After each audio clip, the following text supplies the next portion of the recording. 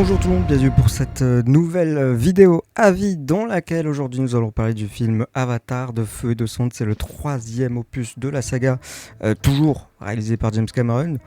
Je suis content parce que ça s'est joué à peu de pouvoir voir ce film et de vous proposer cette vidéo pour le 24 décembre. Donc très très content de pouvoir vous sortir cette vidéo seulement une semaine après Avatar, c'est un miracle. Et sur cette chaîne, c'est très rare que je sorte une vidéo avis sur un film qui vient de sortir ou qui est sorti il y a 2-3 semaines par là. C'est très rare, donc profitez parce que c'est la première et dernière fois de l'année du coup. Quoique il y a peut-être d'autres films que j'ai fait cette année qui sont sortis tôt et que j'ai réussi à faire, peut-être. Du coup, Avatar de Feu et de Sang qui est le troisième opus alors le 2, je sais plus s'il est sorti en 2022 2023. 2022, je pense. Donc 3 ans, j'espère ne pas me tromper. Quelques années après, le deuxième opus, on retrouve James Cameron pour le troisième Avatar, qui est donc sorti la semaine dernière, le 17 décembre 2025, avec une durée de 3h17, on va en parler bien sûr. Sur les notes, Allociné, alors juste avant le petit casting comme d'habitude, nous avons Sam Worthington, Zoé Saldana et Sigourney Weaver, qui se reconnaissent un chouïa. Dans les notes Allociné peuvent évoluer, vous le savez, puisque le film est sorti il y a littéralement une semaine.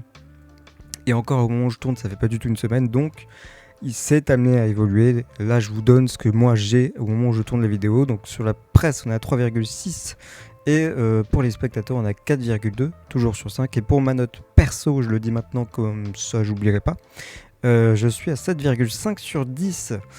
Voilà.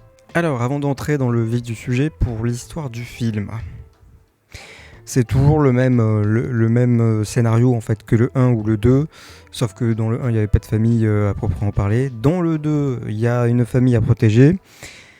Et bah c'est pareil dans le 3, et il faut fuir un ennemi, toujours le même, ou presque. Voilà, j'ai résumé le 3. Je vais parler des points positifs de ce film.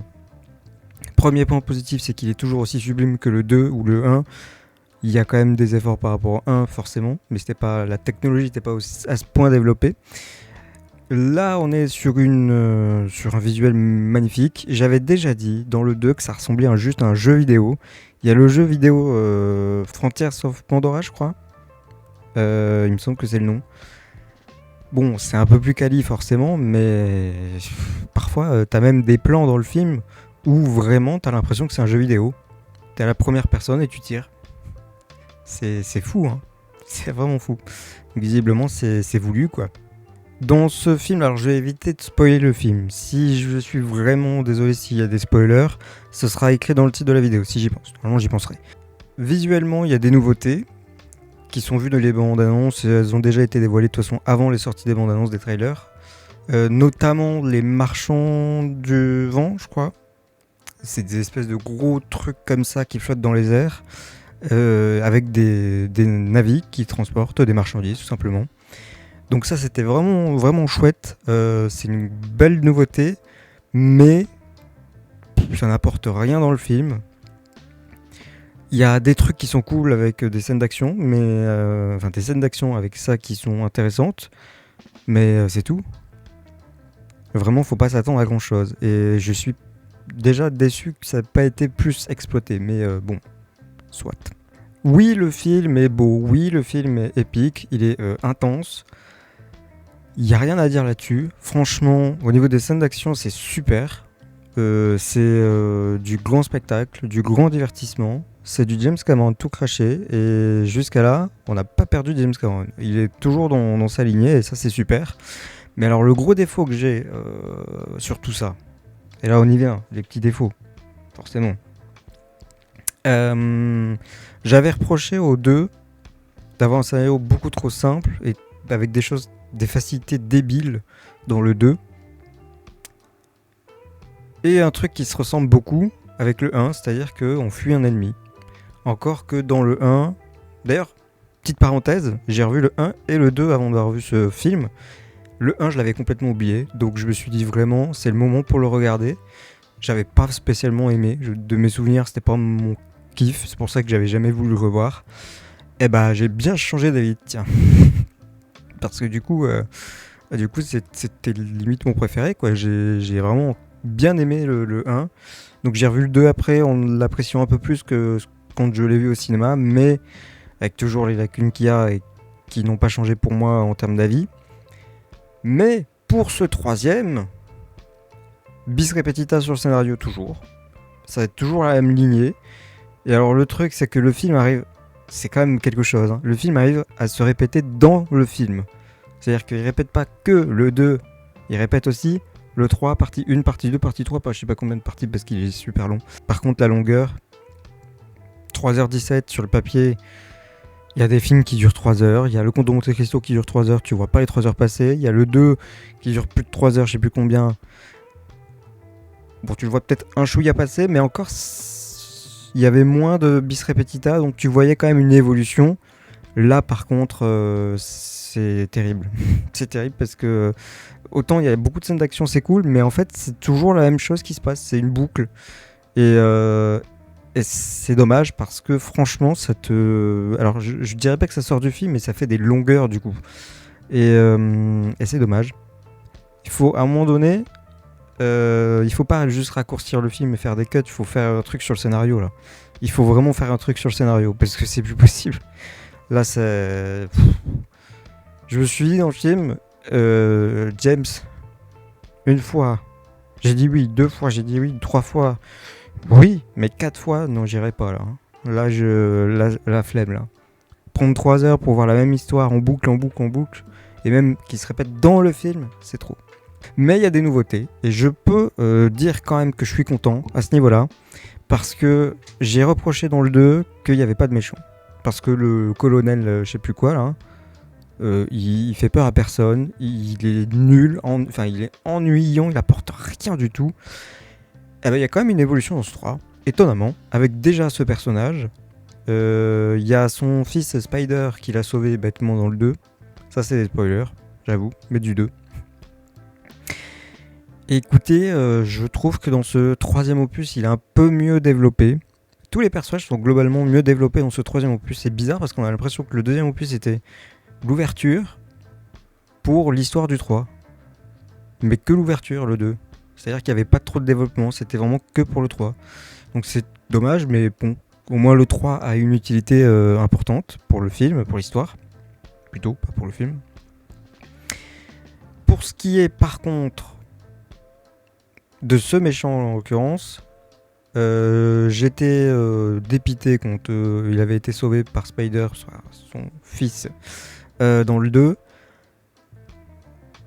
Et quand même, on a un nouveau méchant, en l'occurrence une nouvelle méchante, c'est dans la bande-annonce, partout, vous l'avez vu partout normalement. Donc c'est pas un spoiler, c'est une nouvelle méchante, c'est une nouvelle antagoniste. Merci. Vraiment merci. Et qui, je trouve pas inintéressante, qui a de la gueule, qui est menaçante, qui a de l'avenir, je pense.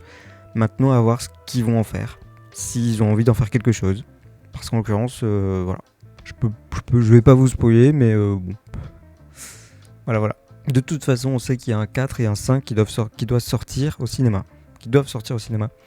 Donc, il y a encore de l'avenir. Un petit truc aussi, bon ça c'est peut-être un petit spoiler, désolé. C'est sur la colère de Neytiri. Elle a un chouïa évolué dans le film. Waouh.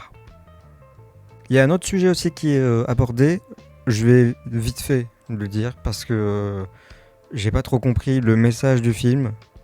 Je sors de la séance, donc peut-être que ça va cogiter, qu'après j'aurai une réflexion plus importante, mais il y a la religion qui est abordée dans ce film, notamment avec Eywa, qui, du côté du peuple des cendres, je crois que c'est ça, on n'y croit pas du tout. Et en fait c'est bizarre parce que c'est pas qu'ils y croient pas, c'est que Eywa n'a rien fait pour eux quand ils en avaient besoin, et donc du coup ils pensent que elle n'existe pas, alors que la preuve est sous leurs yeux que ça existe totalement, qu'elle existe et qu'elle, alors sans trop spoiler, qu'elle agit. D'ailleurs bon, vraiment c'est parce que je peux pas spoiler, mais il y a des choses à dire sur Kiri aussi. C'est inattendu, Mais quand ça arrive, tu te dis, ben enfin, putain, c'est vraiment... Ouais, après, le film dure 3 heures quand même, 3h17. Donc, il y a un moment donné, t'en peux plus, tu dis, mais vas-y, c'est bon, stop là. Je sais que ça va arriver, donc fais-le, en fait, fais-le. Pas trop de déception, finalement, dans ce film. Au final, j'ai mieux apprécié ce film que le 2. Alors, complètement inattendu, parce que quand j'ai vu les bandes annonces, je me suis dit, ça va me saouler encore. Je vais le voir, je sais que je vais le voir, mais je vais regretter. Et bah non, le contraire. Du coup, j'ai plus apprécié ce film que le 2. Et heureusement que j'ai revu le 1 parce que du coup, je comprends, mais j'ai compris beaucoup de choses. Et j'ai retenu quelques prénoms. Notamment Loak, le dernier, le dernier fils, je crois, de Jake. Waouh, j'ai des prénoms. C'est fou, mais ça c'est parce que j'ai vu le 1 et le 2 et le 3. Comme ça, d'affilée bien sûr. Voilà, j'ai pas grand chose de plus à dire. Enfin, sur le moment, j'aurais peut-être plus de choses à dire plus tard, mais bon, tant pis. Il y a du développement dans ce film qu'il n'avait pas dans le 2, et c'est pour ça que j'ai davantage apprécié. Par contre, c'est beaucoup trop long. C'est beaucoup trop. Voilà. C'est le gros point négatif, c'est que moi j'avais l'impression à un moment donné qu'on avait déjà atteint 2 heures de film, de même 2h30, et je regarde vite fait l'heure et je me dis ah, il reste 2 heures. C'est quand même beaucoup de choses qui se passent en 1 heure et que ça revient en boucle en plus, c'est terrible. Voilà, c'est vraiment c'est compliqué de tenir devant Avatar. J'espère que les autres seront moins longs et mieux travaillés en termes de scénario, d'histoire. Il y a du mieux, donc j'applaudis, j'aime les efforts et j'ai hâte de voir le cas en fait. Étonnamment. Voilà, j'ai hâte de voir dans quelle direction on va surtout. Voilà, c'est tout. Merci d'avoir regardé cette vidéo. Normalement, la semaine prochaine, la dernière vidéo de l'année qui aurait dû sortir pour aujourd'hui, le 24 décembre, mais ça sortira la semaine prochaine. N'hésitez pas à me donner votre avis si vous avez eu l'occasion de le voir. Les salles sont pleines, c'est terrible. Merci à vous d'avoir regardé cette vidéo. On se retrouve la semaine prochaine donc pour une nouvelle vidéo à vie. Ce sera la dernière de l'année. Portez-vous bien, bonne fête